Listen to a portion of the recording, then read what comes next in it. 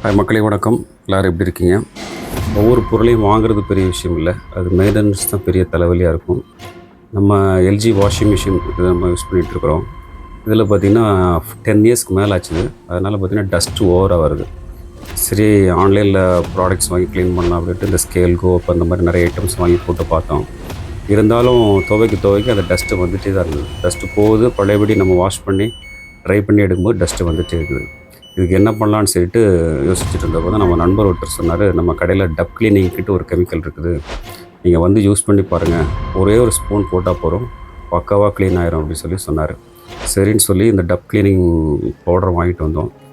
1 கிலோவே பார்த்திங்கன்னா ரொம்ப சீப்பான ரேட்டு தான். ஒரே ஒரு ஸ்பூன், இந்த ஸ்பூனுக்கு 1 ஸ்பூன் தான் போட்டோம், பக்காவாக க்ளீனாகி வந்துருச்சு.